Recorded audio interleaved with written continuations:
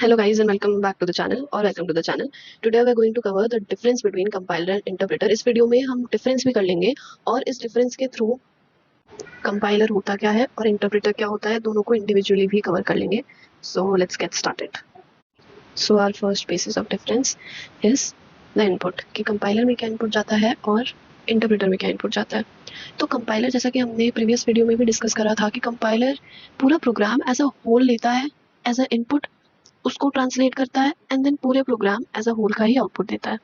While जो हमारा interpreter होता है वो सिंगल लाइंस ऑफ कोड लेता है. सिंगल लाइंस ऑफ कोड मतलब one line at a time, one line at a time output, one line at a time output, one line at a time output.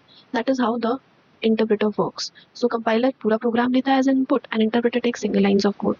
Second basis of comparison is steps of programming कि how the actual translation occurs in compiler and how the actual translation occurs in interpreter. सबसे पहले हम compiler की बात करेंगे. तो जो सबसे पहला स्टेप ऑफ प्रोग्रामिंग होता है कंपाइलर का, दैट इज प्रोग्राम क्रिएशन.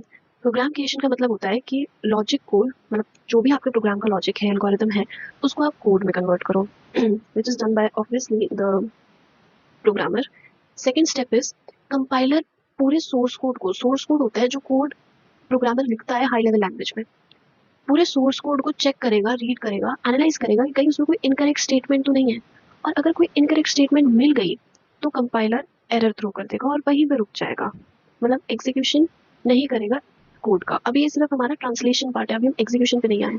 तो कंपाइलर वहीं पे रुक जाएगा, सारे एरर्स थ्रो करेगा और एग्जीक्यूशन नहीं करेगा प्रोग्राम का. जैसे कि ये एक प्रोग्राम है, यहाँ पे एक बहुत कॉमन एरर है जो कि मैथ में भी होता है, that you can not divide a number by zero. तो वही जीरो डिवीजन एरर पाइथन में भी होता है. तो कंपाइलर ने पूरा कोड स्कैन किया. अगर मैंने यहाँ पे दो स्टेटमेंट लगी होती कि मेरे को इस नंबर को भी प्रिंट करवाना है और डिवाइडर को भी प्रिंट करवाना है ऑन दिस आउटपुट स्क्रीन, तो वो दो स्टेटमेंट भी एग्जीक्यूट नहीं होती क्योंकि कंपाइलर पूरा प्रोग्राम इनपुट लेगा, तो पूरे प्रोग्राम को पहले चेक करेगा और फिर उसका आउटपुट देगा. So this is example of an error.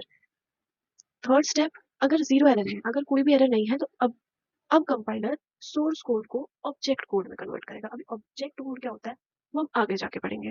उसके बाद सोर्स कोड को ऑब्जेक्ट कोड में कन्वर्ट करने के बाद कंपाइलर, अभी कंपाइलर क्या करता है ना, जैसे मेरी एक फाइल है ये और मेरी दूसरी फाइल है ये मेन और ये स्कैनर फाइल है.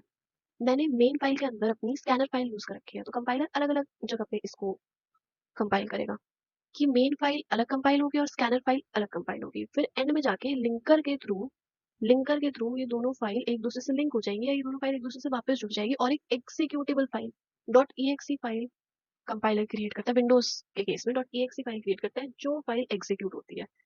एंड फाइनली प्रोग्राम एग्जीक्यूशन होता है बाय योर आईडीई और बाय यू, अगर आप कर रहे हो तो.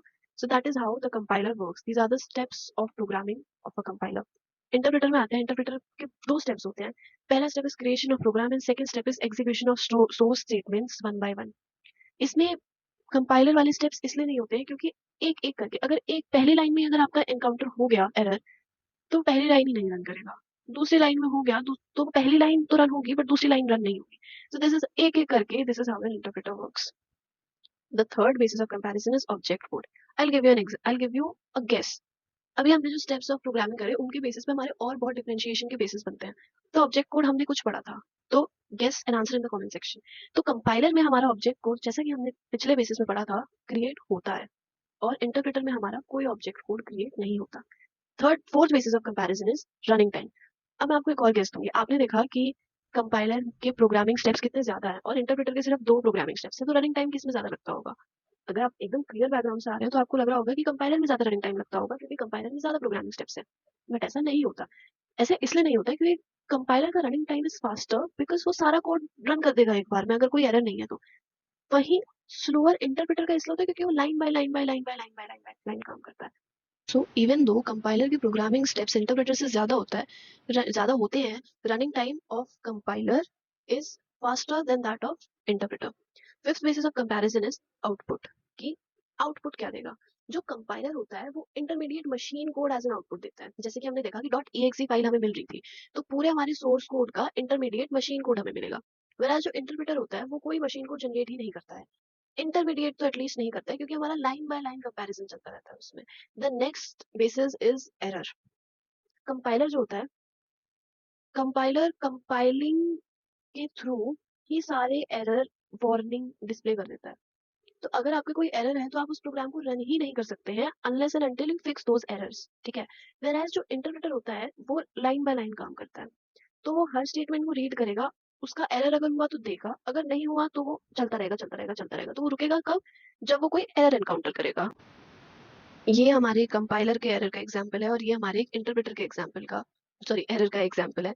तो कंपाइलर, अभी ये ज्यादा समझ में नहीं आएगा, जस्ट अंडरस्टैंड दीज। मैंने जस्ट फॉर एन एग्जाम्पल ये दोनों फोटोज अटैच कर दिया। एट द एंड हम देखेंगे कि कंपाइल हमारा इंटरप्रेटर क्या होता है। ओके, पाइथन का ही इंटरप्रेटर हम देखेंगे। सो एरर्स हमने देखा कि कैसे दोनों में किस तरीके से एरर डिस्प्ले होते हैं और किस तरीके से फिक्स होते हैं, किस तरीके से रन होता है। सो 7 basis of comparison is dynamic typing. Dynamic typing if you don't know कि होती क्या है, so you should watch my previous videos में हमने डायनामिक टाइपिंग कवर करी है। तो जो कंपाइलर होता है, कंपाइलर में डायनामिक टाइपिंग मेंटेन करना या इम्प्लीमेंट करना बहुत डिफिकल्ट हो जाता है, क्योंकि see again same same logic पे दोनों चीजें कंपाइलर और इंटरप्रेटर वर्क करते हैं कि compiler takes the whole code and interpreter takes line by line. तो पूरे कोड को एक बार में लेके फिर उसके अंदर वेरिएबल्स देखना कि इसका क्या डेटा टाइप होगा, इसका क्या डेटा टाइप होगा, जो स्पेसिफाई नहीं किया हुआ है वो प्रेडिक्ट नहीं कर सकता है कंपाइलर, बट इंटरप्रेटर कर सकता है, because interpreter line by line code पे काम करता है, तो it can do that. But पूरे कोड पे लेना डिफिकल्ट हो जाएगा, कंफ्यूजिंग हो जाएगा, और मे भी हो सकता है कि कोई डेटा टाइप कंपाइलर ने कुछ और डेटा टाइप प्रेडिक्ट कर लिया। Then is optimisation. अभी optimisation is possible in compiler. Why is that? So क्योंकि कंपाइलर सारा कोड एक बार में देख सकता है, तुम्हारा लॉजिक देख सकता है, एवरीथिंग। तो इट कैन टेल यू कि क्या तुम अपने कोड में चेंजेस कर सकते हो, बट इंटरप्रेटर नहीं कर सकता ऑप्टिमाइजेशन, क्योंकि इंटरप्रेटर तो लाइन बाय लाइन देखता है ना।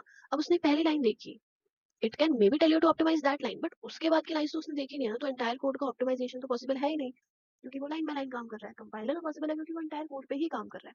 सो that is why compiler is capable of seeing the entire code upfront, thus it makes the code run faster by performing plenty of optimizations. Okay.